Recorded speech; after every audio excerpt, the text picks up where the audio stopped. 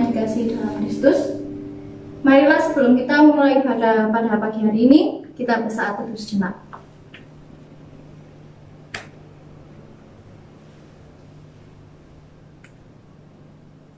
Arahkanlah hatimu kepada Tuhan untuk kita mau memuji dan menyembahnya saat ini. Ibadah kita dimulai dalam nama Allah Bapa, Allah Putra, dan Allah Roh Kudus. Amin. Mari kita sebelum memulai pada pagi hari ini, kita pujikan Tuhan dengan pujian Kunyanyi Haleluya.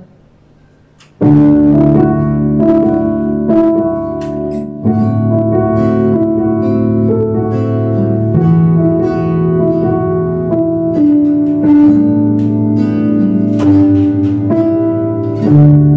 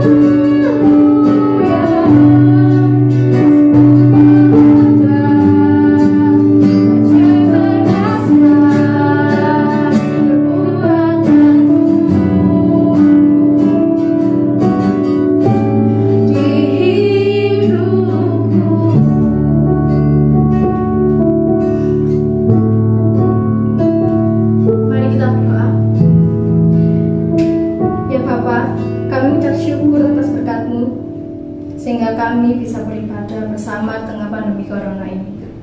Saat ini kami berdoa, mohon kasih dan karunia-Mu supaya Engkau hadir di tengah kami.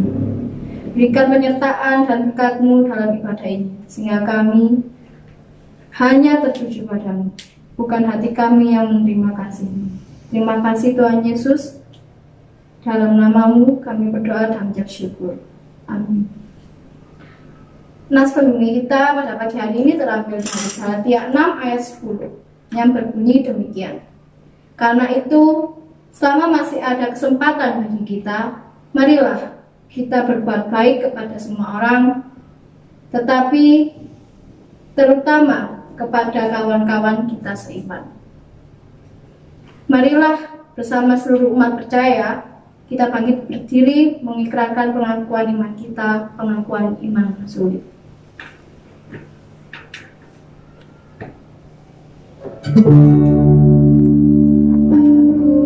Aku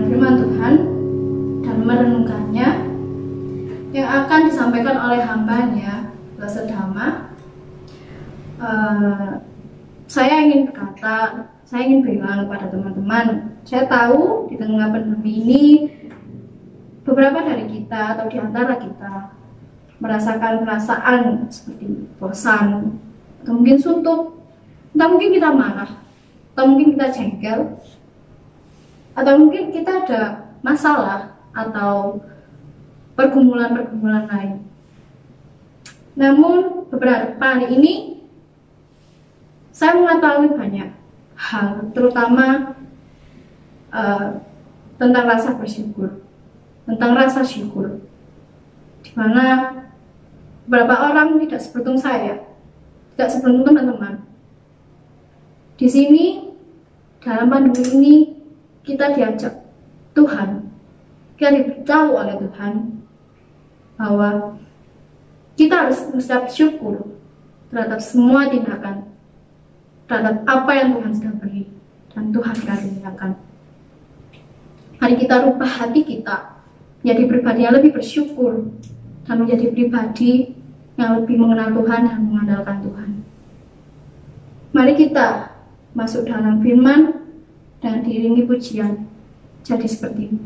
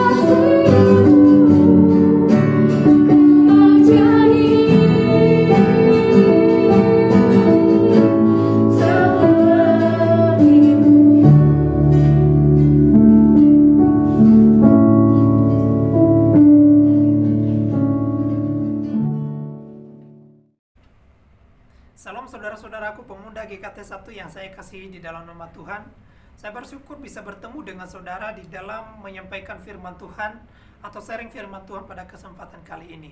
Saya sudah sangat rindu selama 1 tahun tidak bertemu dengan saudara, dan walaupun ini melalui virtual, tapi saya percaya bahwa tidak mengurangi semangat kita di dalam mendengarkan firman Tuhan. Sebelum kita jauh lebih lagi di dalam mendengarkan firman Tuhan, mari kita berdoa. Bapa dalam kerajaan surga, kami bersyukur untuk segala kemurahan Tuhan. Dan saat ini kami akan mendengarkan firman-Mu. Biarlah Tuhan yang menolong kami, mengurapi kami dengan pertolongan Allah Roh Kudus. Terima kasih Tuhan, urapi hamba juga. Biarlah hamba boleh berkata-kata seturut dengan kehendak-Mu. Dalam nama Tuhan Yesus Kristus kami berdoa. Amin. Nah, saudara-saudaraku, firman Tuhan yang kita renungkan, kita akan membacanya di dalam surat Rasul Paulus kepada jemaat di Galatia, pasalnya yang ke-6 ayat 1 sampai dengan ayatnya yang ke-10. Saya membaca ayat 1 dan ayatnya ke-10. Ayat 2 sampai dengan ayatnya ke-9, saudara-saudara membaca di rumah, baik itu menggunakan Alkitab atau HP suci saudara. Nah, saudara-saudaraku, Lembaga Alkitab Indonesia memberikan judul atau perikop bagi kita, yaitu saling membantulah kamu. Ayat yang pertama berbunyi demikian. Saudara-saudara, kalaupun seorang kedapatan melakukan sesuatu pelanggaran, maka kamu yang rohani harus memimpin orang itu ke jalan yang benar dalam roh lemah lembut, sambil menjaga dirimu sendiri supaya kamu jangan kena pencobaan. Ayatnya yang ke-10, karena itu selama masih ada kesempatan bagi kita, marilah kita berbuat baik kepada semua orang, terutama kepada kawan-kawan kita seiman. Saudara-saudaraku, pasti setiap kita sangat berbahagia atau sangat bersuka cita jika diberikan waktu untuk memilih sesuatu, bukan? Misalnya ketika kita sampai di sebuah toko, kita diberikan waktu atau kita diminta untuk memilih sebuah barang yang sesuai dengan kemauan kita, barang yang kita sukai untuk dibawa pulang. Dan kita pasti menggunakan kesempatan itu, kita akan memilih barang itu dan kita bawa pulang. Nah, ini adalah menggunakan kesempatan yang baik. Oleh karena itu, saudara-saudaraku, kita akan merenungkan firman Tuhan ini dengan tema sebuah kesempatan. Nah, apa itu kesempatan? Itu kesempatan adalah waktu yang dimiliki seseorang untuk melakukan sesuatu. Tetapi saudara-saudaraku, berbicara tentang kesempatan, ada kesempatan yang baik dan ada kesempatan yang tidak baik. Sekali lagi, ada kesempatan yang baik dan ada kesempatan yang tidak baik. Atau ada kesempatan untuk melakukan kebaikan dan ada kesempatan juga untuk melakukan yang tidak baik. Misalnya saudara-saudaraku, ketika ada seorang pencuri di tengah-tengah kerumunan dan si pencuri itu akan berpikir bahwa ini adalah kesempatan bagi saya untuk menjalankan aksi mencuri, kan? Ketika ada seorang pembunuh di tengah-tengah kerumunan orang, dia melihat sasarannya siapa yang akan dia bunuh dan dia akan menggunakan kesempatan untuk menjalankan aksinya membunuh orang itu. Jadi kesempatan ini, ada kesempatan sekali lagi yang baik dan yang tidak baik. Nah, saudara-saudaraku, apakah kesempatan yang dikatakan oleh firman Tuhan kesempatan yang tidak baik untuk kita lakukan? Tentu saja tidak. Tetapi firman Tuhan menyatakan kepada kita untuk melakukan kesempatan yang baik.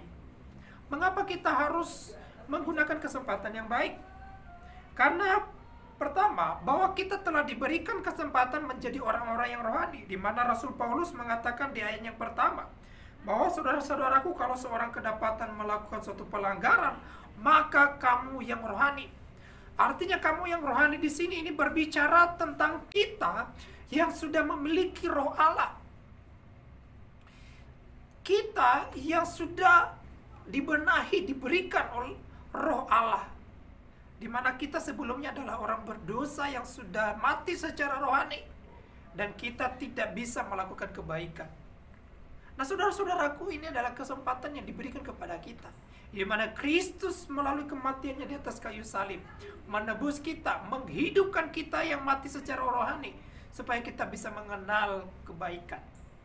Sama dengan apa yang dikatakan oleh Rasul Paulus di pasal 5 ayat 13, mengatakan bahwa saudara-saudaraku, Memang kamu telah dipanggil untuk merdeka, tetapi jangan kamu mempergunakan kemerdekaan itu sebagai kesempatan untuk kehidupan di dalam dosa. Melainkan layanilah seorang yang lain oleh kasih. Jadi katakan di sini kamu telah diberikan kesempatan untuk merdeka, artinya dibebaskan daripada belenggu dosa. Dibebaskan daripada hukuman dosa. Ketika kita berdosa, kita seperti barang yang sudah sangat rusak, diletakkan di tempat sampah, dan tinggal menunggu waktu kapan barang itu akan dimusnahkan atau dihanguskan. Tetapi si pemilik datang lagi, melihat barang itu dan sangat kasihan, memungutnya kembali, mengambilnya dari tempat yang kotor itu, diangkatnya barang itu dan dibersihkannya. Kemudian dia membayar harga untuk memperbaiki barang itu. Jadi dia memberikan kesempatan untuk barang itu bisa digunakan kembali. Nah, seperti itulah kehidupan kita yang sudah berdosa, di mana kita seperti barang yang memang sudah dibuang, sudah ada di tempat sampah, tetapi oleh kasih Kristus kita diambil dari tempat itu, kita disucikan, kita dibenarkan, kita dihidupkan kembali. Roh Allah diberikan kepada kita, sehingga dikatakan di sini kita adalah orang-orang rohani. Jadi kita menjadi orang rohani adalah ini satu kesempatan yang baik yang diberikan Kristus kepada kita. Oleh karena itu saudara-saudaraku, jangan menggunakan hal ini, kesempatan yang diberikan oleh Kristus ini, seperti dikatakan Rasul Paulus tadi, untuk berbuat kejahatan, untuk berbuat dosa, untuk berbuat pelanggaran. Tetapi mari kita menggunakan kesempatan ini untuk melakukan kebaikan, untuk melakukan kehendak Tuhan. Karena kesempatan yang diberikan oleh Tuhan kepada kita itu tidak datang secara berulang, tetapi kesempatan itu hanya datang satu kali saja. Oleh karena itu, saudara-saudaraku, berbicara tentang kesempatan itu adalah sifatnya sementara. Ya, kesempatan tidak mungkin datang dan menetap begitu saja, bukan? Kesempatan itu tidak sifatnya untuk selama-lamanya tetap ada. Tetapi kesempatan itu ada hanya seketika itu saja, dan tidak lama setelah itu akan lenyap. Seperti sebuah bunga bakung atau bunga rumput yang sangat indah, saudara-saudara. Tetapi keindahan bunga itu tidak bertahan lama. Keindahan itu tidak lama akan hilang dan bunga itu akan layu. Ketika bunga itu sudah menjadi layu, maka kita tidak bisa lagi berbuat apa-apa untuk menjadikan bunga itu indah lagi dan bisa membuat dia mekar kembali, segar kembali. Tetapi bunga itu lama-lama akan layu dan kering dan tinggal dibuang. Itu adalah kesempatan. Saudara-saudaraku, kesempatan selalu datang satu kali dan jarang bisa diulang. Walaupun ada beberapa kesempatan di dalam hidup kita yang bisa diulang. Contoh, kesempatan untuk makan. Mungkin pagi ini kita tidak makan, tetapi nanti siang kita masih ada kesempatan untuk makan, bukan? Atau mungkin hari ini kita tidak pergi ke sekolah, tapi kita masih punya kesempatan untuk besok. Tetapi ingat saudara-saudaraku, walaupun ini bisa diulang, tetapi ada momen di dalam kesempatan yang bisa diulang itu, yang kita tidak bisa melakukannya seperti ketika waktu kesempatan itu ada. Ya. Misalnya ketika kita kuliah deh. Kita kuliah, kita mau menempuh yang namanya ujian akhir semester. Ketika kita menempuh ujian akhir semester, kalau kita menggunakan kesempatan untuk belajar, maka konsekuensinya adalah kita mendapatkan nilai yang bagus. Tetapi kalau kita tidak belajar, maka kita tidak akan memperoleh nilai yang bagus. Dan hal itu, walaupun kita masih nanti bisa ujian semester depan dan bisa belajar untuk memperbaiki nilai, tetapi untuk semester ini kita tidak bisa memperbaiki itu lagi karena sudah berlalu. Oleh karena itu, jangan sampai hidupmu berlalu, kesempatan yang Tuhan beri kepadamu berlalu begitu saja dan kamu tidak menggunakannya dengan baik. Bagaimana kita menggunakan kesempatan? Dikatakan di sini, yaitu jika kedapatan seseorang yang berbuat pelanggaran, artinya ini adalah bagaimana kita menolong orang yang tidak sama dengan kita. Bagaimana kita melihat orang di sekeliling kita yang sedang melakukan pelanggaran, yang sedang mau jatuh ke dalam jurang maut. Kita menolong dia dengan mengarahkan, memimpin dia ke jalan yang benar. Bagaimana kita menggunakan kesempatan untuk saling membantu? Dikatakan di sini, saling membantulah kamu, bertolong-tolonglah menanggung bebanmu, karena justru itulah kamu memenuhi hukum Kristus. Jadi saya dan saudara-saudara pemuda GKT 1 harus saling tolong-menolong. Karena dikatakan di ayat yang ke-11 bahwa semasih ada kesempatan, marilah kita berbuat baik kepada semua orang, terutama kepada kawan-kawan kita seiman. Ya, kawan-kawan kita seiman. Ini berbicara tentang komunitas gereja kita. Di dalam komunitas kita Trinity GKT 1. Apakah kita sudah menggunakan kesempatan itu untuk melayani di sana? Untuk menolong orang-orang yang ada di sekeliling kita di sana?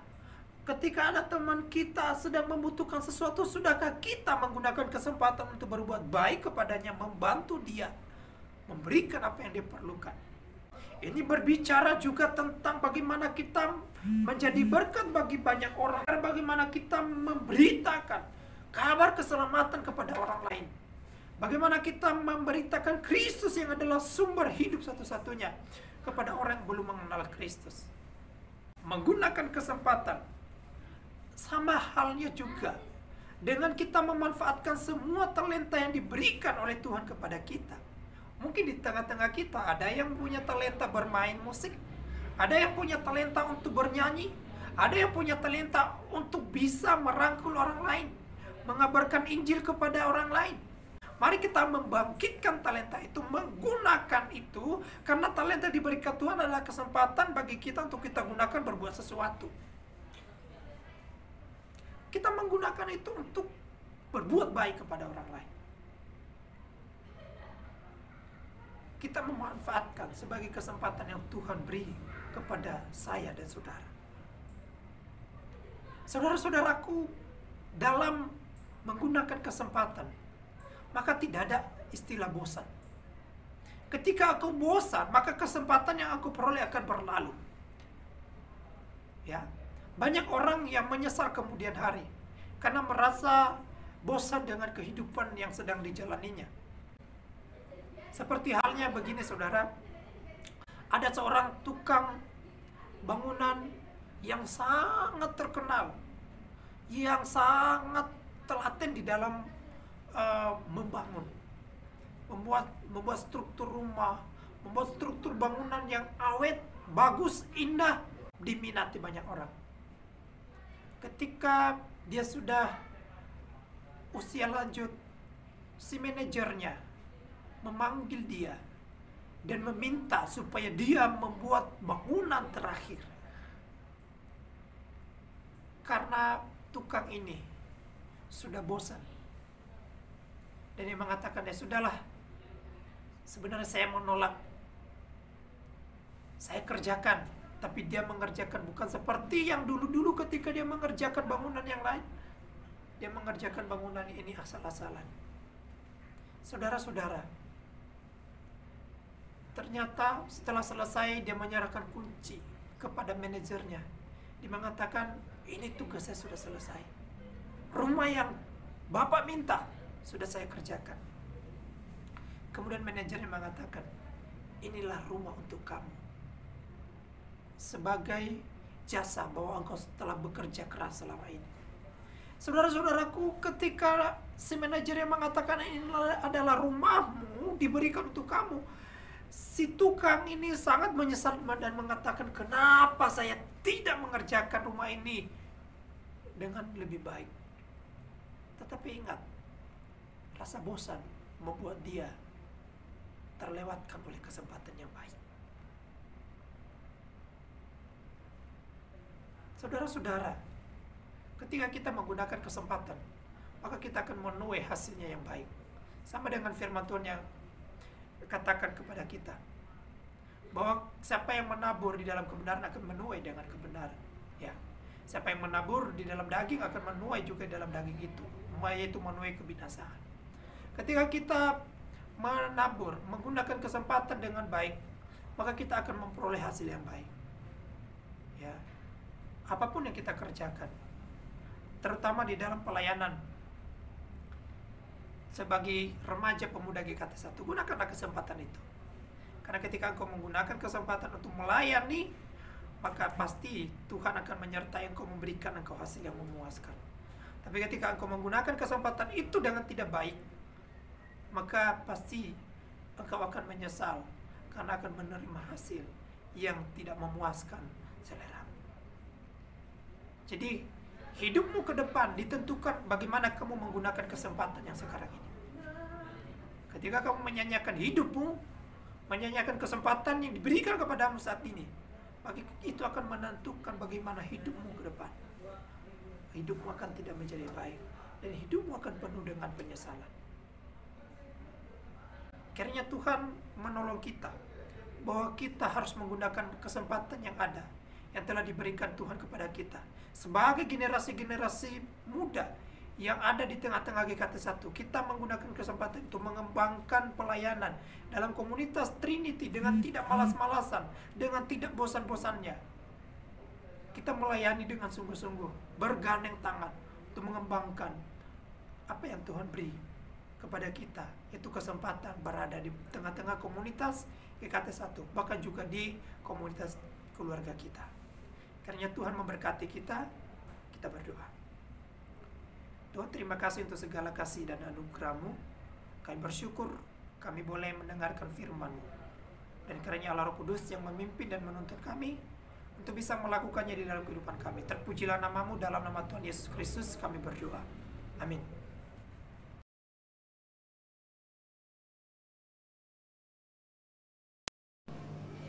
Biarlah firman Tuhan yang telah disampaikan oleh saudara bisa menjadi kekuatan untuk kita renungkan di setiap aktivitas kita dalam sehari-hari.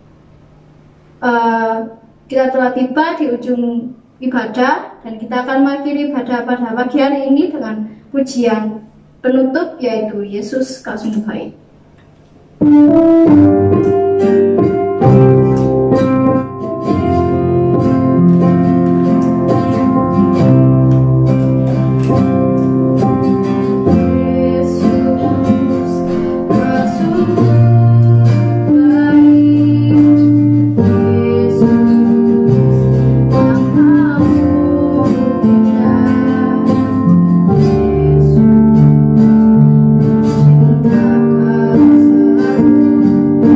Tinggal